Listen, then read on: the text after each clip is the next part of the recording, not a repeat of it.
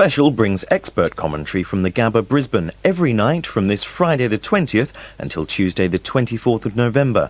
That's Radio 4 Longwave every night from midnight till 7 a.m. At Westminster this afternoon, the government seems powerless to stop an extraordinary defeat at the hands of the House of Lords. And the Treasury Minister, Geoffrey Robinson, is in the firing line again. He's been told to apologise to MPs for not disclosing all his business interests. That's all after the news, 5 minutes time.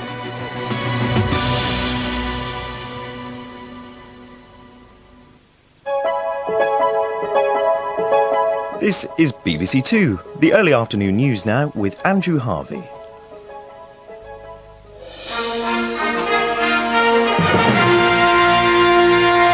Good afternoon. The government has lost its bid in France to extradite the former MI5 intelligence officer David Shayler. The French judge decided that his motive in exposing MI5 secrets was purely political. Mr. Shayler is accused of selling intelligence material to a Sunday newspaper. The French judges spent 4 weeks considering whether David Shayler should be extradited to Britain. But after only a few moments in court, the result was clear on the faces of Mr. Shayler's girlfriend and his 2 brothers. After 4 months in prison, he would be free to leave later this afternoon. As soon as I walked through the door, I just saw him smiling. I realised it had been a yes. He was free to go. And I was overjoyed. Mr. Shayler's family will be celebrating with him in Paris tonight after he's been released from the prison where he's been held. David Shayler was last filmed before his arrest. His lawyer hopes the secrets charges against him will now be dropped. The French court has said that any prosecution would be unfair because it's political. I hope the UK authorities recognise that. A Home Office spokesman said the government would be considering whether it would be appealing on a point of law once the full judgment was known. But it's thought that'll make no difference to the court's decision to release David Shayler this afternoon.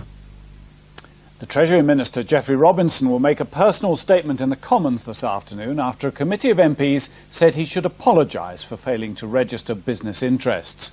The Paymaster General has been criticised for not declaring 2 directorships and not telling MPs about his involvement in an offshore trust. Water companies are to be banned from disconnecting customers who haven't paid their bills. The government also plans to give consumers a choice about whether to have water meters.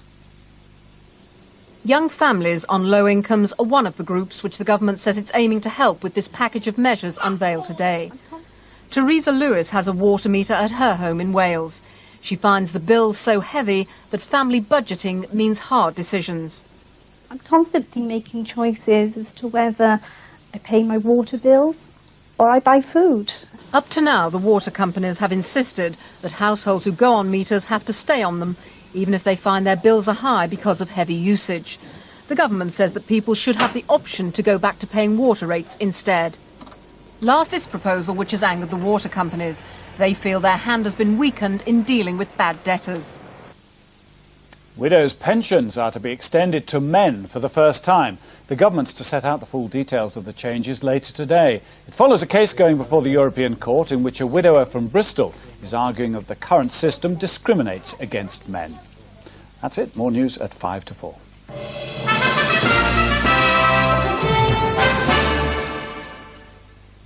Now the headlines in the southeast. It's been revealed that the police are investigating allegations of deliberate sabotage on the Jubilee Line extension. Electrical cables on several fire safety systems have been cut. London Transport says the vandalism will delay the completion of the project.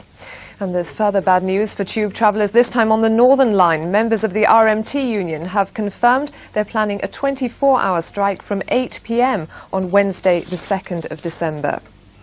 The family of an 18-year-old boy who was murdered in South London 2 weeks ago have been appealing for witnesses to come forward. Robert Radford was killed on his way to work in what police think may have been a revenge attack.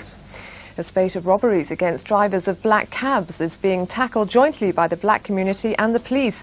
It follows over 50 robberies in Lambeth and Southwark. Black people say they've become indirect victims because cab drivers are now unwilling to pick them up. And that's it. Now the weather with Isabel Lang.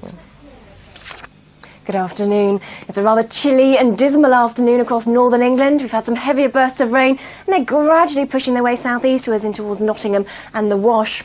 Down across southwestern parts of Britain, though, it's not too bad. This is the scene in Bristol just now. Some weak sunshine getting through. And I think tonight, with some thinner cloud and a few breaks in the southwest, I think here one of the likely areas to see some fog and some frost. And also up in Scotland.